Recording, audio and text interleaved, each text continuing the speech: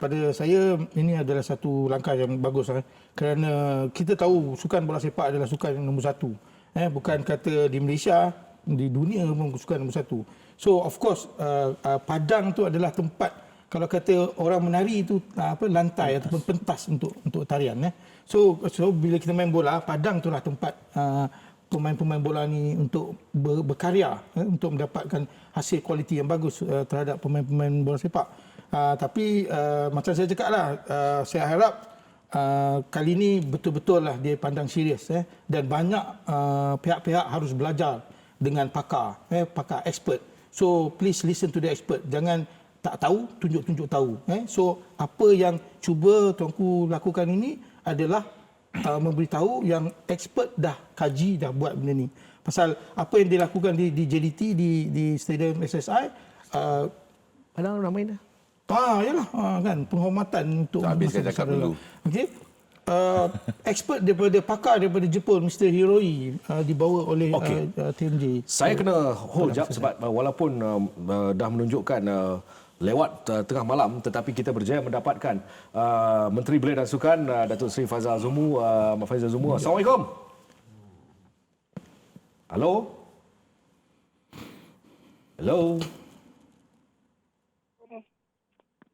Halo, dengar? Halo, Assalamualaikum Datuk Seri. Waalaikumsalam, ya. Sihat Datuk Seri? Ya, dengar. Cuma nak bertanya lah, hari itu nampak kali ini KBS begitu-begitu fokus betul untuk memastikan perbincangan di antara Duli Amat Mulia Tunku dan juga Datuk Seri pada hari Sabtu yang lepas. Apa input-input menarik yang mungkin pada press conference tu tak dapat, mungkin kita boleh share sikit Datuk Seri?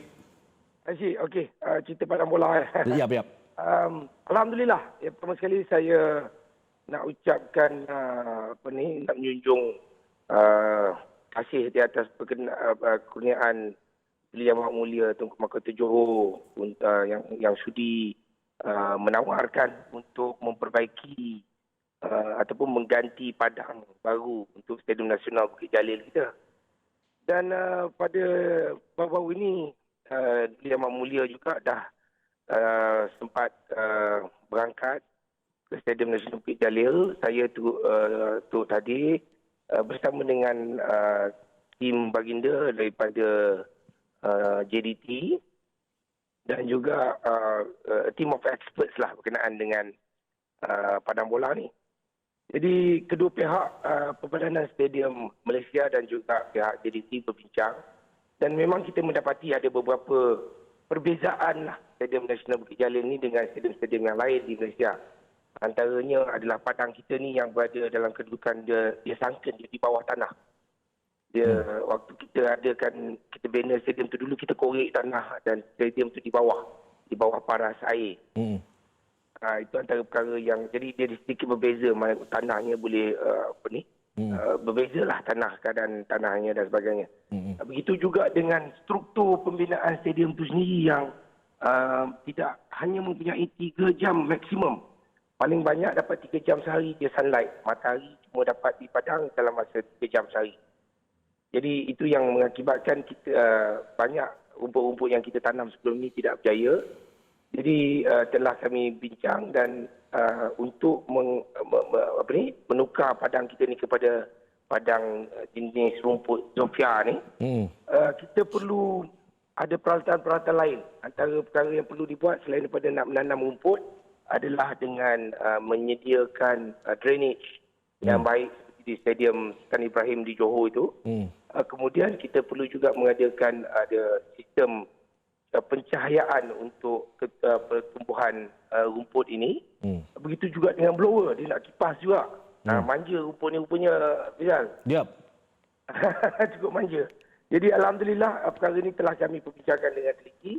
Dan untuk memulakan perkara ini pula, kedua pihak juga telah bersetuju untuk memulakannya pada awal tahun hadapan, selepas bulan Januari. Ini kerana Stadium Nasional Bukit Jalil kita ini agak padat dengan aktiviti sehingga hujung tahun dan hingga bulan Januari. Jadi selepas itu, immediately we can start usaha untuk menukar padang kita ni.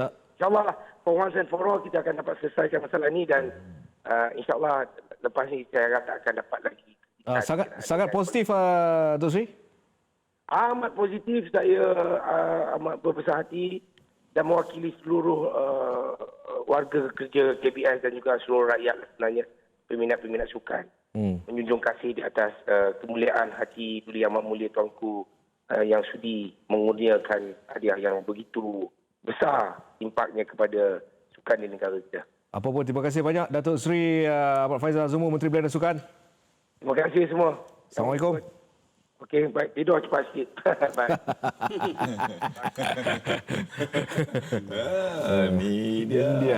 Datuk Seri kita apa ni? Dia kata apa? Time ni menteri boleh call. Tidur cepat sikit. Itulah, mata dah bergabak dah sikit ni. Dah return dan sebagainya. Okey, baik. Itu penjelasan yang saya rasa sangat komprehensif. Pertemuan itu sangat-sangat baik tu. Datuk juga syukur kita main padang rumput beza ya. Depa main hebatlah depa ni kan. So rasa ada kesan tu. Sudah pasti ya. Itu sebenarnya hakiki ya. Kalau kita nak memamerkan, peragakan corak permainan yang baik, umpanan yang baik, taktikal dan sebagainya, itu adalah pesada yang baik. Tetapi dalam konteks yang besar, kita ada dalam era profesional. Maka ini adalah sepatutnya jadi hakiki utama. Padang hakiki utama. Kita pun dah tengok beberapa stadium tidak sampai ke spek yang memuaskan lah. Kerana mengikut penanda aras profesional penuh dengan padang yang disajikan, maka kita tak ke situ. Tetapi ini pendekatan yang Tuanku ambil dan juga Menteri Sukan, bos saya lah. Tanya bos. Menteri Sukan, bos saya. Tanya bos. Tetapi pendekat kontrak sambung. Tadi tak nak cakap. Tak ada. Ini je cakap. So bermakna pendekatan ni adalah sebenarnya wake up call. Yep. Ya. Wake up call untuk semua. Kalau nak pentingkan lain, utamakan padang tu dulu. Saya rasa Tuanku sebenarnya walaupun dalam kurniaan padang yang Tuanku bagi, Tuanku pun ada hantar satu mesej. Bangkitlah wahai tim-tim yang sedang mengendalikan pasukan tetapi menidakkan keutamaan padang ni yang penting. So kalau you boleh baca yang tersirat, faham-fahamlah tu. Kalau tak ada tu, lagu ke mana lah. So bermakna ini satu wake up call untuk landscape bola sepak, khususnya pentas itulah. Syukur pun tahu kan. Kalau main di padang yang ni, confident level naik. Betul, kita tak boleh ya. Confident level naik. Permainan pun cantik. Bisa kita main. Tapi dulu kita hardcore. Sebenarnya kita hardcore. Itu kita ambil. Tak, saya nak share sikit abang, recall saya punya experience bila saya buat liputan. Experience, jap. Okey.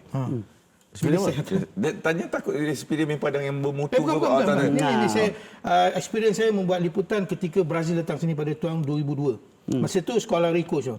Tapi bila masa tu di stadium Shah Alam, mereka training di stadium Shah Alam. Dan so Bangi. hari pertama dan yang pusat latihan Bangi. Padang B. Mereka tak nak main.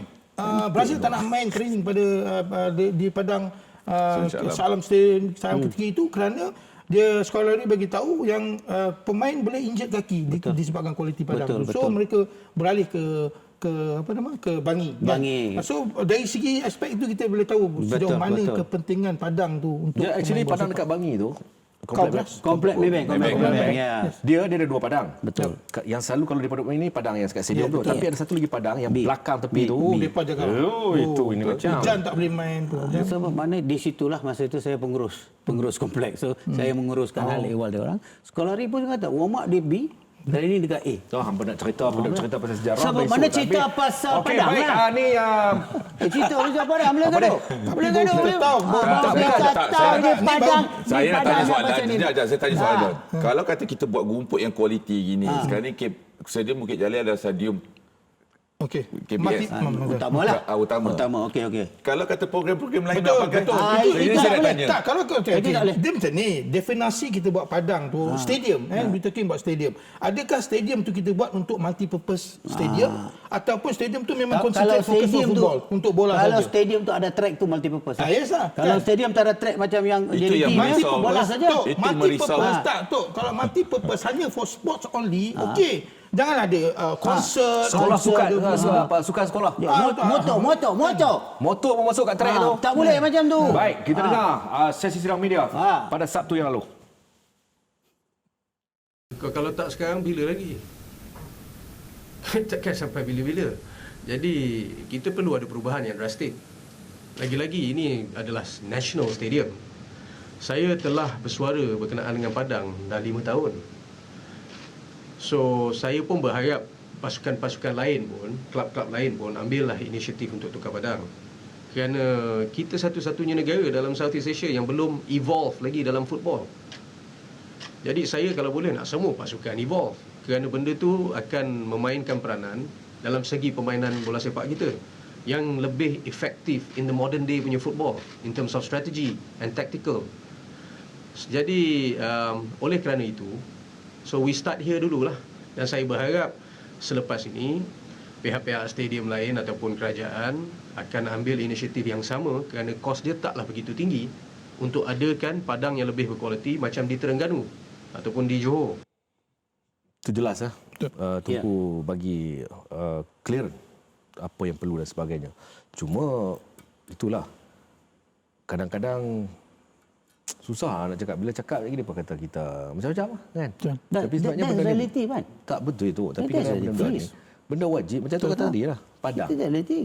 Kan, ni Nak kecil hati apa? Ni duk kisah lampu tang ni, stadium cantik, kena buh pokok bunga tang ni. Tak, kalau tak ada disebabkan ni, Ban, ramai orang tak tahu pun pasal stadium tu 2 jam dapat matahari, tak banyak, kedudukan bumbung tak betul. So, lepas ni segala pihak nak buat stadium kena kira geografi kira dia, semua tu, ya, position dia. betul. Dah at least kita belajar something benda-benda. Kita harap lepas ni bila dah buat rumput ni, tak kira lah rumput ni mahal ke tak, kan, tapi mahal lah. Kan. Kena jaga betul-betul lah. Ni kadang-kadang tengok Kena cek maintenance yang betul. Itu yang betul. So, expert. lepas tu kena jaga, kena bagi priority. Maksudnya orang bukan suka-suka hati boleh masuk. Tak boleh sewa lah. Tak boleh sewa, senang ayat dia. Betul tak? Ini sewa, kadang-kadang tak tahu. Kena cari yang macam stadium Selayang jaga tu. Betul. Tak ada orang boleh masuk. Jaga betul. Pasal Sampai malam YDP, YDP tu. YDP nak pergi main boleh tak pergi tu. Tak boleh. Dia tahu itu rumput tu tak matang itu pun dari kan. segi Dahsyat protokol tu. apalah, tapi dia tahu kepentingan dia. Ini tempat family ke di luar negara boleh masuk ah? Dia orang cakap orang yang jaga padang ni adalah Lebih berkuasa. lebih berkuasa daripada player dengan coaches. Boleh? Tak Management. boleh. Dia kata tak Kita boleh, tak boleh. pijak. Kalau dia halau, dia kata ikut tepi. Betul.